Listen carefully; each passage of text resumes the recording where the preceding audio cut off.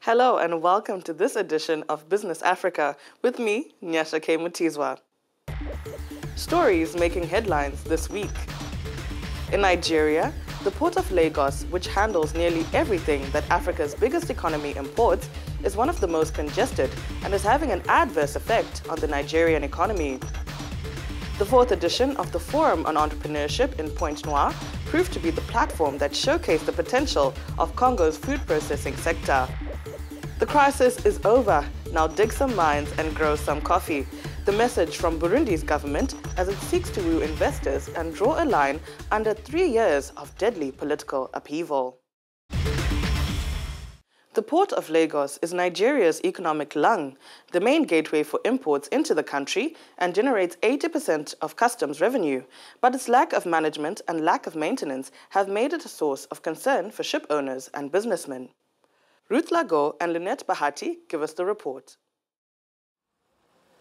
Lines of trucks as far as the eye can see and endless traffic jams. Access to the port of Lagos is a real nightmare. Truck drivers take on average several weeks to load or drop off a container, forcing them to eat and sleep on site despite the dangers. Today, I've been stuck in these traffic jams for a month. I still haven't deposited my goods. I don't sleep because if you sleep, bands of thieves steal the batteries, spare tires, gasoline. They can take everything from the engine, these thugs. The poor management of the port and lack of maintenance have made it a source of concern for ship owners and businessmen. Man-work hour is reduced. It takes, where a journey would take normally like 30 minutes, you now end up taking like 6 hours. With the improvement of the port's infrastructure, the costs of taking a container out of the port has also exploded. They increased by 500% in a few months. If the cost of delivery of some of these items continues to increase, the companies, as far as possible, will have to transfer the cost to their consumers. And that means an increase in prices. The opening of a deep water port is planned for the year 2020 to relieve congestion in the current port. The Republic of Congo held its fourth edition of the Forum on Entrepreneurship in the economic capital, Pointe-Noire. The initiative, supported by the European Union, is a platform to showcase the potential of the country's agro-food processing sector. Cedric Sehosolo and Claudian Sono give us the details. The fourth edition of the Forum on Entrepreneurship in Pointe-Noire proved to be the platform that showcased the potential of Congo's food processing sector.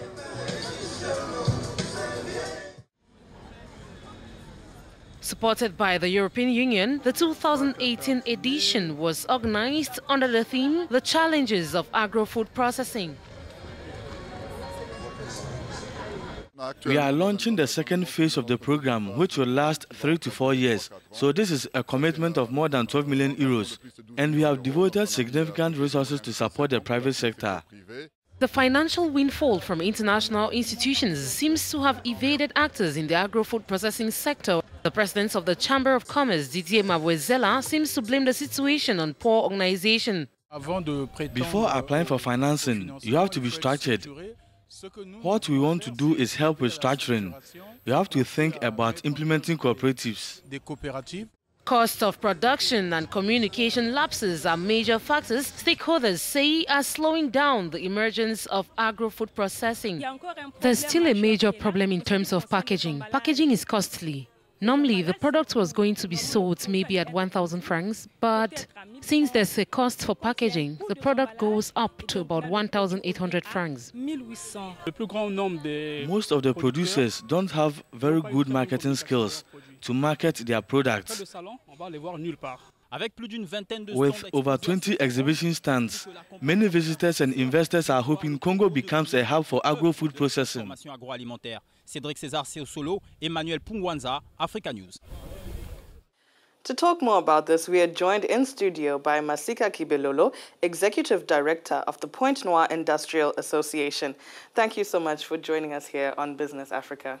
Thank you very much for inviting me. Now, Congo has enormous potential linked to the agricultural sector. So why is it taking so long for this field to take off in terms of agro-food processing? Well, I will tell you right away that you know as well as we do, the development of the agricultural processing industry is based on a strong agricultural sector. However, that is where the problem lies, because here at home, the farmers are finally organized just at the level of certain villages and organized in the form of cooperative or associations.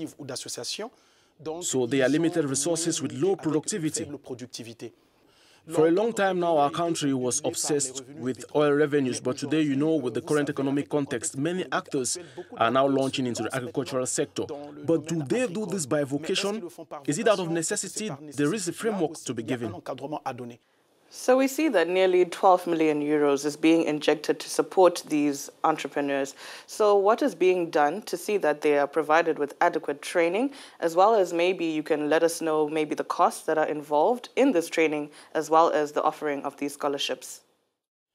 I would say that with the support of Pointe-Noire Consular Chamber, various support programs have been set up for agricultural producers and also for those interested in processing. And this has taken the form of the establishment of a cluster known as the Agricultural Processing Sector Cluster. Indeed, this requires training. So there is managerial training support and technical as well as professional training. But on the other hand, we have these technical financial partners who finally provide us with the means. You spoke earlier about this funding that will come under the PRCCE2 with the European Union, which will finally make it possible to support these producers in improving their processing and manufacturing processes and setting up packaging and packaging structures. So, as we just heard, production costs is a matter of debate, especially when we speak about packaging, which I heard you talk about earlier. So, this is obviously because it has an impact on selling prices. So, how do you plan to solve this problem, especially since the Congolese government wants people to consume local products? Yes, there is a communication effort being made, and we are working to put the actors on the ground side by side. We have a support system that is composed of support structures for financial actors. We also have a strong involvement of actors in the field who are producers, because we have also measured ourselves against the experiences carried out elsewhere so that we can pull our activities upwards. But this will require training and support to control production costs and achieve economies of scale. And this will ultimately make it possible to offer products that are of better quality and that can really meet the needs expressed by the public we support and address. Well, that's all we can take for today. Thank you so much, Mr. Kibelolo, for joining us here on African News. Merci. Thank you. It's been a pleasure for us. Now, after the break, we head to Burundi. The country's economy was battered by a 3-year political crisis, but the government says it is over and investors should come and dig some mines and grow some coffee. We'll be back in a moment.